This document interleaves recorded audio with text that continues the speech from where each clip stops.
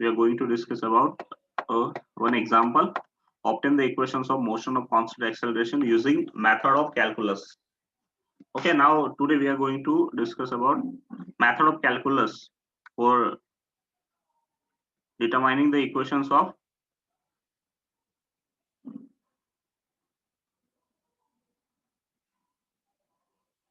Actually उसमें एक lecture Marathi में, बाकी सारी इंग्लिश में भी है। आपके तो इंग्लिश में है, डोंट वरी। उसमें कुछ मराठी आप सर्च करना, आपको मिल जाएंगे। वहां पे पीछे लिखा होता है कि 11 साइंस इंग्लिश या मराठी ऐसा लिखा होता है, क्योंकि मुझे सारे मीडियम्स को पढ़ाना होता है तो सारे एक ही चैनल पे अपलोड करता हूँ। तो थोड़ा सर्च कर लेना। आपका तो इंग्लिश में ही होगा, क्योंकि 11th का मैं इंग्लिश में नहीं पढ़ा, मराठी में नहीं पढ़ा था। ओनली 12th के जो है उसमें इंग्लिश और मराठी दोनों है।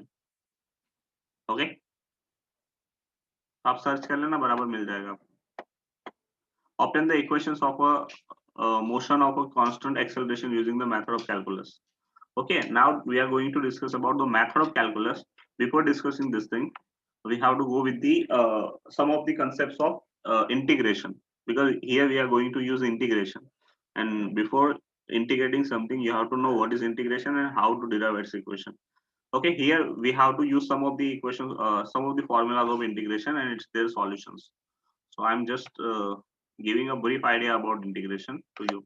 So integration is nothing but integrating something. That means if you have parts of a thing, you are going to accumulate all these things, and they are if the things are continuous, then we are performing their integration. Okay, we have to perform integration when the things are continuous. मतलब इसमें क्या होता है integration में कि अगर कोई चीज है, छोटी सी चीज है, स्मॉलेस्ट पार्ट है, और ऐसे बहुत सारे स्मॉलेस्ट पार्ट को हम लोग कलेक्ट करके एक बड़ी चीज बनाते हैं। लाइक अगर हमारे पास एटम्स होते तो एटम सारे एक एक स्पेसिफिक मैनर में कनेक्ट होके एक ऑब्जेक्ट फॉर्म करते हैं। सो तो वो ऑब्जेक्ट फॉर्म होना मतलब क्या होता है? इंटीग्रेशन होना। मतलब उसी को क्या कहते हैं? इंटीग्रेट हुआ object. We can say the object is being integrated. Okay, उसको हमने इंटीग्रेट किया है। ओके, सो उसके इंटीग्रेशन के कुछ फॉर्मूलाज होते हैं। लाइक फर्स्ट होता है एक, जो यहाँ पे इंपॉर्टेंट है उतने फॉर्मूलाज में बताऊंगा। लाइक अगर आपके पास x रेस टू n है, जैसे डेरिवेशन के फॉर्मूलाज थे वैसे इंटीग्रेशन के x raise to n into dx हुआ। ये dx क्या शो कर रहा है कि किसका इंटीग्रेशन करना है। ओके, किस वेरिएबल का आपको इंटीग्रेशन करना है, ये x शो करता है। d तो लिखा जाता है इंटीग्रेशन को शो करने के लिए, ये इंटीग्रेशन का सिंबल होता है। This is the symbol of integration, कि आपको इस टर्म का इंटीग्रेशन करना है, बट इस टर्म में किसका इंटीग्रेशन करना है? तो x वाले टर्म का। सो इसका इंटीग्रेशन क्या होगा? तो सिंपली जो भी उसकी पावर है उसमें +1 करो and then put back that power into denominator. So n + 1 divided by n + 1। Integration और डिफरेंशिएशन एक दूसरे के ऑपोजिट होते हैं, मतलब रेसिप्रोकल होते हैं। ओके, तो d raise to x, x raise to n into dx, तो उसका इंटीग्रेशन पहले पावर में +1 करना, then write back that power in denominator. Okay, लेकिन डिफरेंशिएशन में क्या होता है? अगर कोई पावर वाली टर्म उसका डिफरेंशिएशन करना होता है तो पहले पावर आगे लिखी जाती है, उसके बाद उस पावर में से 1 माइनस किया जाता है। इसमें उल्टा किया जाता है, जो पावर है उसमें +1 करो, then write back that power into denominator. ये फर्स्ट रूल है। और अगर लिमिट दी होगी, लाइक यहाँ पे कोई लिमिट दी होगी कि सपोज कि कोई एक एग्जांपल लेता हूँ मैं, कि I have something like x² into dx। ये कोई इक्वेशन है मेरे पास, x² इंटू dx, और उसकी लिमिट है 0 से 1। ओके, लिमिट भी दी जाती है। तो पहले पावर का सॉल्यूशन करो, तो कितनी पावर है? तो 2 है, तो 2 में +1 हो जाएगा, तो कितना हो जाएगा? x�3। तो वही 3 हम डिनोमिनेटर में लिखेंगे, and then we will put limit 0 to 1। अब लिमिट में कैसे लेना होता है? ये अपर लिमिट होती है और ये लोअर लिमिट होती है। तो पहले x की जगह पे किसका इंटीग्रेशन किया हमने? x का किया ना। ये टर्म निकल जाती है, ये टर्म सिर्फ ये शो कर रहा है कि हमें किसका इंटीग्रेशन करना है। Okay, and then we will put the power into the equation। जो रिजल्ट आएगा उसमें हमें पावर नहीं, ये जो लिमिट्स होती है पुट करनी। पहले अपर लिमिट लिखेंगे, then minus, then lower limit. तो अपर लिमिट क्या है? 1 है, तो 1 का cube, okay, divide by 3। Then lower limit minus करना, फिर लोअर लिमिट। तो लोअर लिमिट क्या है? 0 का क्यूब, x की जगह पे ही रखना, और डिवाइड बाय 3।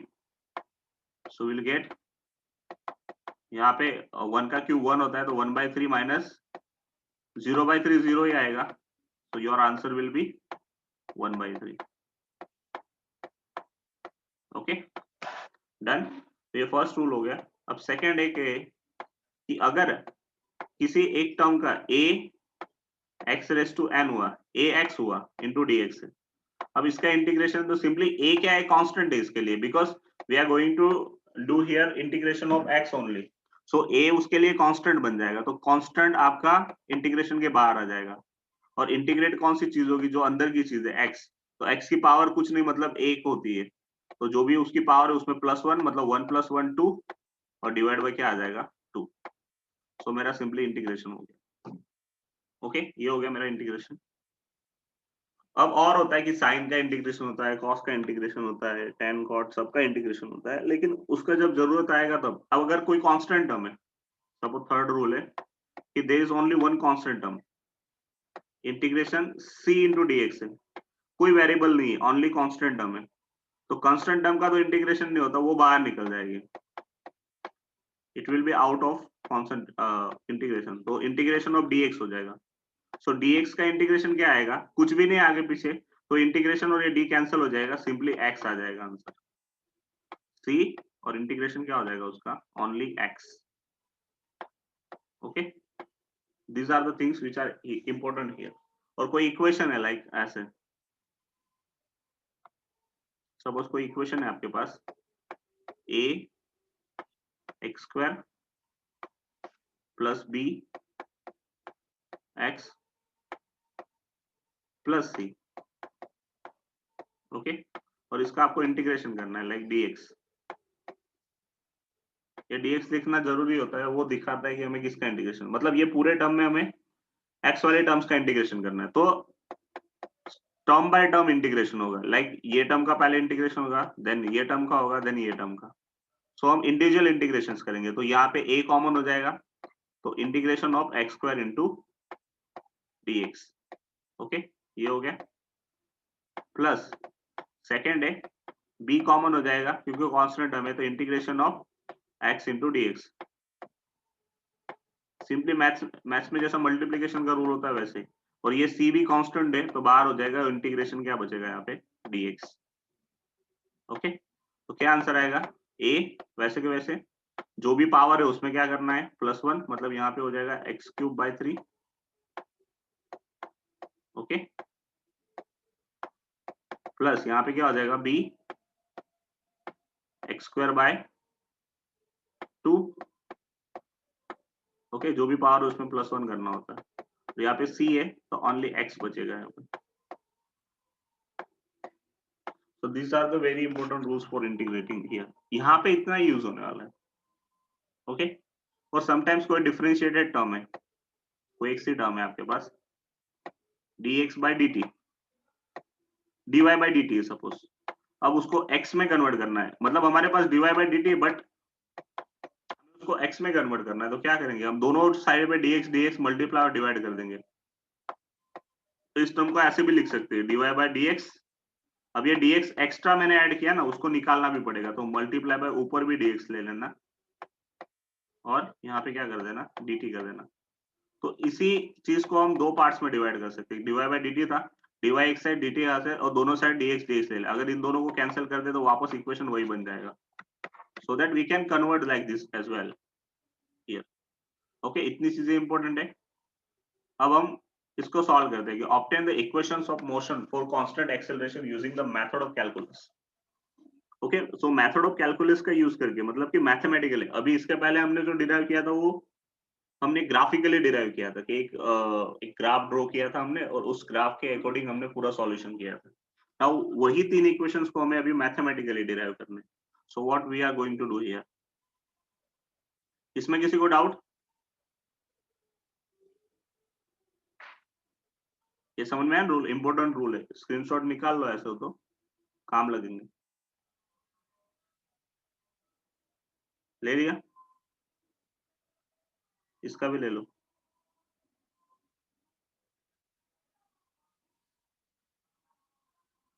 अब नेक्स्ट, अब उसको एग्जांपल को सॉल्व करते हैं। एग्जांपल नंबर कितना है 3.3। ओके तो सबसे पहले हम क्या करते हैं, इंटीग्रेशन, सबसे पहले वैल्यू हम डिराइव करते हैं।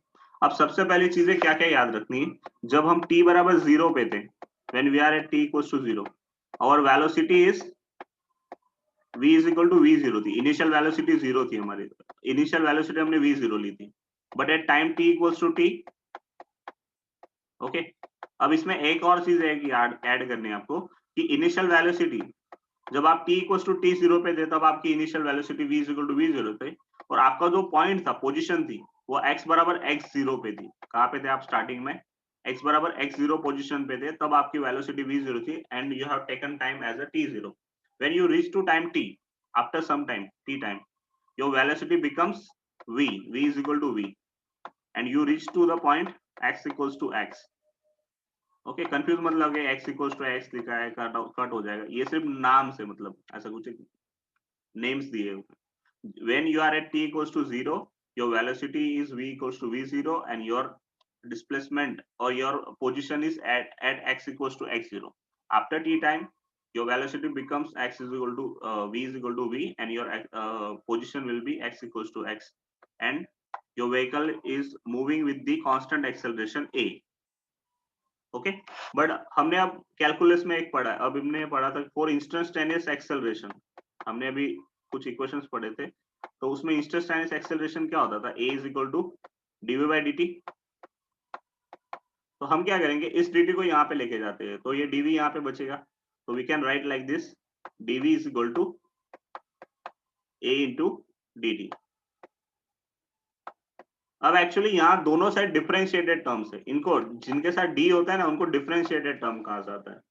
तो दोनों साइड डिफरेंशिएटेड टर्म्स है, एक v वाली टर्म है, एक t वाली टर्म है, तो we will integrate both the side. अगर डिफरेंशिएशन को कैंसिल करना है आपको, तो आपको इंटीग्रेट करना पड़ेगा, और अगर इंटीग्रेशन दिया है उसको कैंसिल करना है आपको, तो आपको डिफरेंशिएट करना पड़ेगा, ऐसा रूल होता है उसमें। If you want to remove integration, you have to differentiate it with some particular term, so that you can remove integration, or if you want to remove differentiation, you have to integrate that part, so that you can remove differentiation. So हम दोनों side differentiation integration करेंगे, but for that we have to know the limits. अब हमें limits पता है कि velocity की initial limit v0 थी और फाइनल लिमिट v है, और जो टाइम है उसकी भी इनिशियल लिमिट 0 थी और फाइनल लिमिट t थी। So will differentiate at both the ends, तो इंटीग्रेटिंग dv, तो अगर इस साइड इंटीग्रेशन कर रहे हो, तो you must do integration at other side as well, okay, and as well also put there limits. तो v0 की लिमिट क्या थी, तो इनिशियली v0 था, फाइनली v था, लोअर लिमिट नीचे, अपर लिमिट ऊपर, और टाइम इनिशियली 0 था, जब 0 टाइम था तब वेलोसिटी v0 थी, when you reach to time t, your velocity becomes v। Okay, now integrate, तो यहाँ पे सिंगल टर्म है, तो उसका इंटीग्रेशन करना है, तो you will get here integration of dv is equal to v, and lower limit and upper limit is equal to, again यहाँ पे a constant है, हम acceleration constant ले लें, so it's not depends on time because it is constant, time के साथ change नहीं हो रहा है, so it is constant, so वो बाहर हो जाएगा।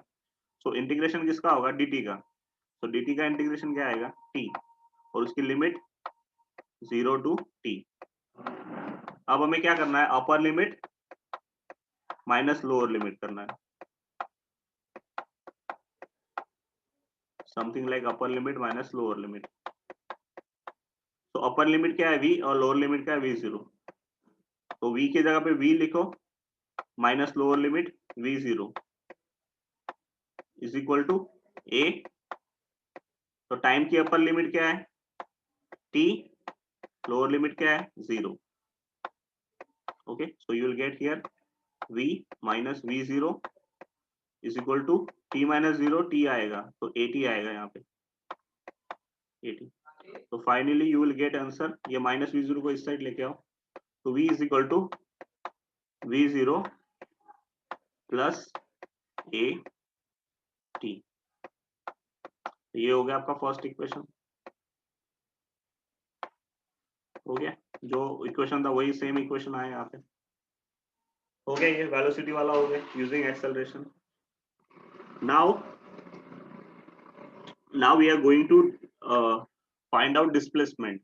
ओके, अब सेकंड चीज क्या हम फाइंड करते हैं, इसमें ये फर्स्ट पोर्शन था, सेकेंड पोर्शन में हमें क्या फाइंड आउट करना है, वेलोसिटी एक्स डिस्प्लेसमेंट। तो we know velocity is equal to instantaneous velocity क्या होती है, dx बाय dt क्या होती है, differentiation of x with respect to t और rate of change of displacement with respect to time, वही वेलोसिटी होता है। तो वापस इसमें क्या करेंगे, लोअर लिमिट अपर लिमिट, तो पहले ये dt को इस साइड लेके जाएंगे और dx को आगे लिखते हैं। तो dx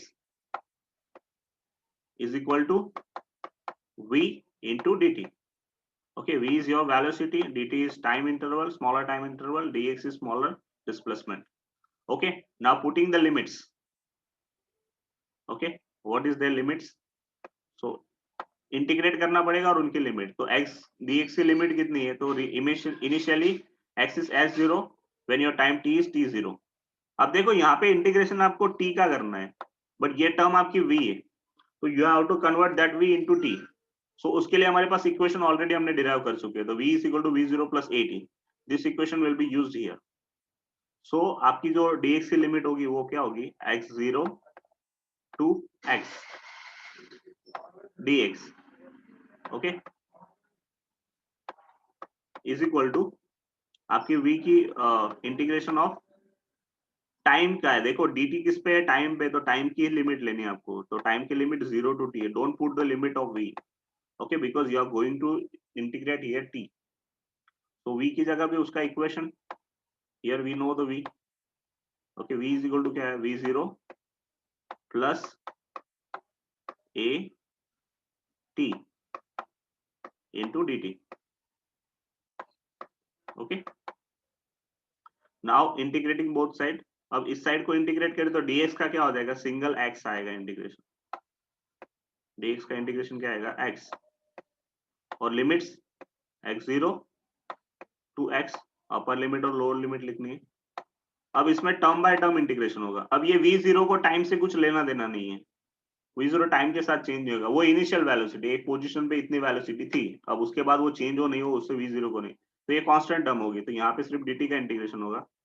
तो we will put v0 outside the bracket integration, तो यहाँ पे 0 टू 2 t dt आएगा ओनली, ओके, और प्लस यहाँ पे एक एक्सेलरेशन है वो भी कांस्टेंट है, because during the travel we don't change our acceleration, so a integration of 0 to t और dt का इंटीग्रेशन होगा t into dt,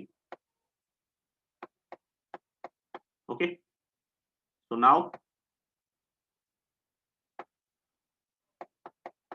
यहाँ पे इंटीग्रेशन की upper limit minus lower limit, तो upper limit x minus lower limit x0, don't get confused about this, x is your final position and x0 is your initial position, so v0 तो common है, तो only dt है, उसका integration क्या हो जाएगा t, limit 0 से t, plus a भी कांस्टेंट है, a तो बाहर है। अब यहाँ पे इंटीग्रेशन, तो dt इंटू dt है, तो t की पावर 1 होती है, तो 1 पावर में प्लस 1 करना है हमें, इंटीग्रेशन का जो रूल था, तो t स्क्वायर बाय 2, और limit upper limit minus lower limit, तो अपर लिमिट लोअर लिमिट 0 है, अपर लिमिट t है, so putting all these limits we will get here x minus x0, okay, this is your displacement is equal to, यहाँ पे upper limit t minus 0 करेंगे तो only t बचेगा यहाँ पे, तो v0 t प्लस यहाँ पे भी a, upper limit T square by 2 लेंगे, माइनस 0 लेंगे तो टी स्क्वायर बाय 2 ही आएगा answer, so I am just doing some shortcuts, तो टी स्क्वायर बाय 2 ही बचेगा, तो फाइनली ये माइनस x0 वहां पे जाएगा तो प्लस x0 हो जाएगा, so your final displacement will be final position x is equal to x0 plus v0t plus 1/2 a t square, ये हो गया सेकेंड इक्वेशन।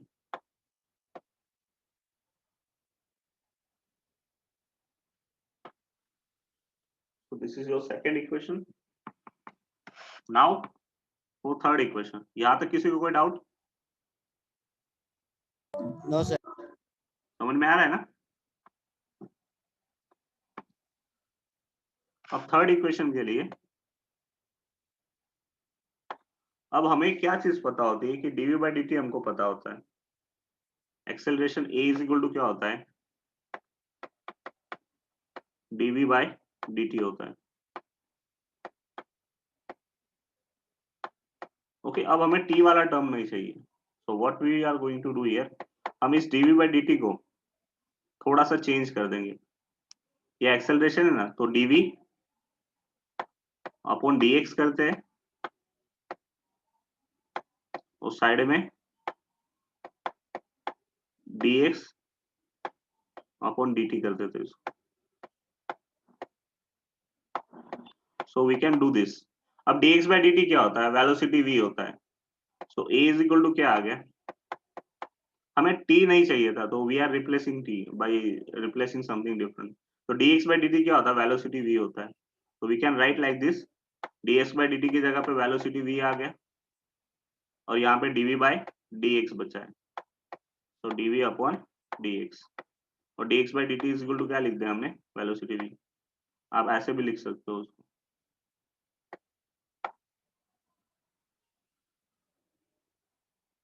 अब ऐसे साइड में लिख सकते हो कि v इज इक्वल टू क्या होता है?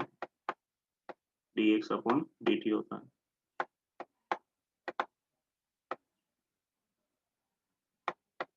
ओके, नाउ अब ये x को यहाँ पे लेके जाते हैं, तो वी विल गेट हियर। अब ये v dv वाला टर्म आगे लिखता हूं मैं, तो v dv is equal to a into dx, ऐसा आएगा। अब वापस डिफरेंशिएशन है तो इंटीग्रेट करना पड़ेगा दोनों साइड। यहाँ पे v वाला इंटीग्रेशन होगा, यहाँ पे x वाला इंटीग्रेशन होगा। तो integrating both sides v into dv, और यहाँ पे integration a into dx, but also put there limits. Okay, अब x की लिमिट x0 से x है, और वेलोसिटी v की लिमिट v0 से v है। ओके, तो अब क्या आ जाएगा? तो अब ये dv है,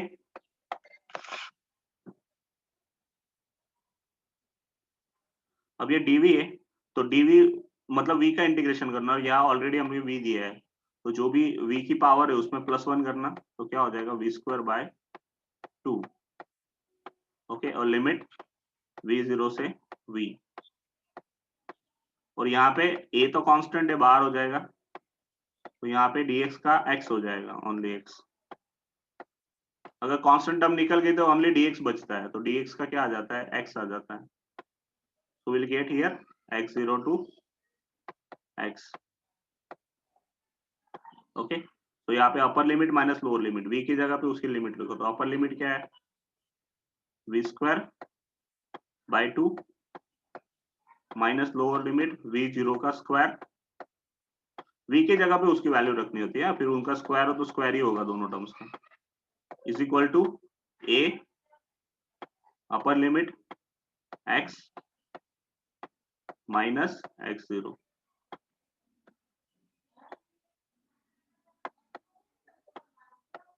ओके, सो दैट अब ये दोनों का पावर सेम है, सॉरी पावर नहीं, डिनोमिनेटर सेम है, तो we can write like this, v square minus v0 square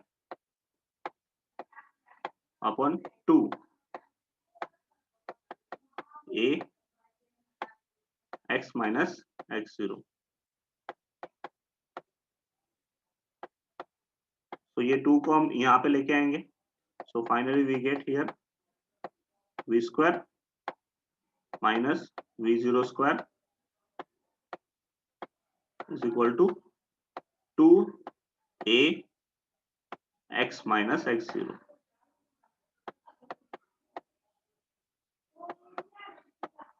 okay, this is my final equation. Any doubts?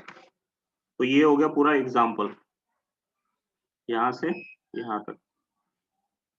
तो उसमें वो जो थ्योरी थे और इसमें सिर्फ चेंज इतना है कि वहां पे हमने इनिशियल पोजीशन 0 ली थी, इसलिए ओनली x आ रहा था, but here we have taken initial position as x0, so it will be in your equations. So इसीलिए यहाँ पे भी आया x माइनस एक्स जीरो, जिसको हम इस साइड लेके जाए तो x जीरो आ गया, और यहाँ पे भी आया x minus x zero. So any doubts? Screenshot निकाल लो इसका।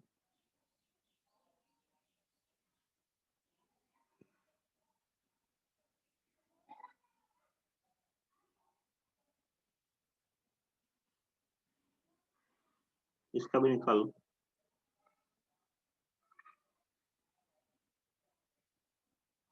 निकाल लिया?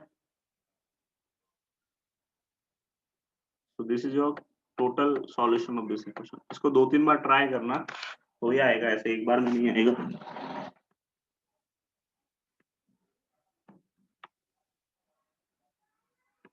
So advantage of this method is that it can be used for motion with non-uniform acceleration also. Now we will use this equation to some important cases. अब ये सारे equation हम सब important cases मतलब कुछ एग्जांपल्स है उनके लिए यूज करेंगे। ओके, और फ्री फॉल वगैरह के एग्जांपल्स होते हैं, उसके लिए यूज होता है वो। तो इसके बाद सिर्फ एक ही टॉपिक शायद बाकी, तो चैप्टर खत्म हो जाएगा। एक्सरसाइज ट्राई करना, ओके? एक्स्ट्रा क्वेश्चन मत करना, जितने मेन क्वेश्चन है उतने करना। एडिशनल एक्सरसाइज मत करना।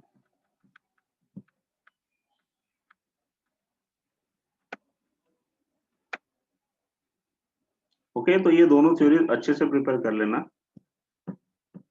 अब एक एग्जांपल है, a ball is thrown vertically upward with the velocity of 20 metre per second from the top of the multi storey building, store building. Okay, the height of the point from where the ball is thrown is 25 meter from ground.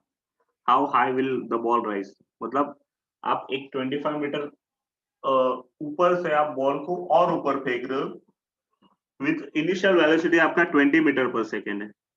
Okay, तो how long high will the ball rise, मतलब ball कितने ऊपर तक जाएगा। And how long will it be before the ball hits the ground, और कितना time लगेगा उसको ग्राउंड पे वापस आने के लिए। अब एक्चुअली क्या है कि बॉल ऊपर फेंक रहे हो, मतलब अब एक्सेलरेशन तो आपको पता नहीं, तो एक्सेलरेशन आपको कैसे लेना है। तो your acceleration will be your gravitational acceleration, मतलब ग्रेविटी जो होती है उसका एक्सेलरेशन लेना होता है। तो इनिशियली आप बॉल को ऊपर फेंक रहे हो तो उसकी वेलोसिटी कितनी, 20 मीटर पर सेकेंड इनिशियली, और ए इज इक्वल टू माइनस जी, क्योंकि ऊपर लेते तो माइनस जी लेते, अगर नीचे लेते तो हम प्लस जी लेते। और जब बॉल एक फाइनल पोजिशन पे आएगा, ओके, इन वर्टिकल डायरेक्शन, जब बॉल फाइनल पोजीशन पे आएगा तो उसकी वेलोसिटी 0 हो जाती है, तब रुकेगा ना वो 1 सेकेंड के लिए, उसके बाद वापस नीचे आएगा, तो आपके फाइनल पॉइंट पे वेलोसिटी क्या हो जाएगी उसकी, 0। So final velocity will be 0 metre per second, initial velocity 20, gravitational acceleration -10। Mostly -10 लेना है because they told you to take G as a 10 metre per second square, बाकी तो जी की वैल्यू 9.8 होती है। If the ball rises to height y, मतलब वो y height पे पहुंचा है, इनिशियली वो कितने हाइट पे, y0 हाइट पे फ्रॉम ग्राउंड, तो बाद में वो कितने हाइट पे पहुंच रहा है, y हाइट पे पहुंच रहा है। तो we want to find out that y value. So ये वाला थर्ड इक्वेशन यूज करेंगे because we don't know the time, हमें टाइम नहीं पता है। So we can't use first equation, second equation, because both are containing time. So we are going to deal with the third equation कि हमें final velocity पता है, initial velocity पता है, एक्सेलरेशन पता है, इनिशियल पोजीशन पता है, फाइनल पोजीशन हमें फाइंड आउट करनी है। So for that purpose, we will use final equation. So we'll get so v0 is equal to 0, v is equal to 0, v0 is equal to 20 plus 2, a is equal to -10, y minus y0. तो y क्या है, तो final position, y0 क्या है, initial point. इसकी अगर मैं just minute, इसकी फिगर आपको पीछे दी है, देखो ये इनिशियल पोजीशन है कि यहाँ से आप फेंक रहे हो, तो it will be taken as a y0, okay, and you reach to y point, so difference between y and y0 will be your height, okay. तो वो हाइट मतलब आपको फाइनली ग्राउंड से कितने ऊपर थे वो फाइंड करना है ना। तो आप ग्राउंड से 25 मीटर ऊपर थे और प्लस ये है, तो 25 + 50 45 मीटर तक ऊपर जाएगा ball. Okay, by solving this equation you will get here 45 answer. अब now how long it will take it will, how long will it be before the ball hits the ground? तो कितना time लगेगा जब ball नीचे आ जाए? Not carefully the method used. अब method कौन सी use करनी है? अब जब वो लास्ट पॉइंट पे होगा, ओके, तब उसकी वेलोसिटी 0 हो जाएगी, ओके, और वहां से वो स्टार्ट करके नीचे आने वाला है, तो फाइनली वो नीचे पहुंचेगा ग्राउंड पे, तब तक उसको कितना टाइम लगेगा वो फाइंड करना है। तो we know the initial velocity, initially उसकी वेलोसिटी क्या होगी? 0, और इनिशियली वेलोसिटी 20। अब हमको टाइम फाइंड आउट करना है दोनों टाइम्स। तो पहले टाइम के लिए हम लोग क्या करेंगे? इस इक्वेशन का यूज करेंगे, v is equal to v0 plus a t. तो उसमें t is equal to t1 होगा, first time t1। First time मतलब क्या है? तो आपको ये a से b तक पहुंचने में कितना टाइम लग रहा है, तो इसमें आपको वेलोसिटीज पता है, इनिशियल पता है, फाइनल पता है, एक्सेलरेशन पता है, तो आपको टाइम मिल जाएगा easily by using this equation. You can easily get the time, okay, 2 seconds ऊपर पहुंचने में। अब आपको क्या करना है कि आप इस पोजीशन पे हो, यहाँ से नीचे तक आना है आपको ग्राउंड लेवल पे, मतलब 25 सेंटीमीटर तक। ये टोटल कितना हो जाएगा? तो 45 मीटर तक का डिस्टेंस आपको कवर अप करना है। तो उतने के लिए आपको कितना टाइम लगेगा? तो y0 will be your 45, okay, and y is equal to 0। आप ग्राउंड पे आ जाओगे तो 0 हो जाएगा वो, एंड देन इनिशियल वेलोसिटी तो आपकी 0 होगी क्योंकि आप यहाँ से स्टार्ट कर रहे हो, और यहाँ पे आपका बॉल 1 सेकेंड के लिए रुकेगा, then it will come back to ground, okay. तो इनिशियल वेलोसिटी आप 0 लोगे, एंड ग्रेविटेशनल एक्सेलरेशन -10 ऑपोजिट में, and put this into the equation, so you will get the time, और second time को t2 लिखेंगे हम लोग। so you will get the time by solving this equation, you will get the time t equals to t2 is equal to 3 seconds, and total time will be, first you have taken a 2 second, then 3 seconds, so finally you need from 25, आप मतलब ball को 25 metre से ऊपर फेंक रहे हो, तो वो ग्राउंड तक पहुंचने लिए उसको टोटल 5 सेकंड्स का टाइम लगेगा। It will take a time of 5 seconds to reach to the ground. समझ में आया एग्जांपल?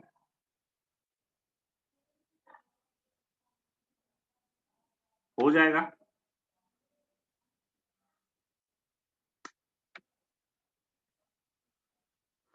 समझ में आया नहीं आया? नहीं समझ में, एक बार ट्राई करना, नहीं समझ में आया तो कल पूछना, मैं बताऊंगा आपको वापस। अभी मेरे सर में बहुत दर्द हो रहा है, so we are living right now.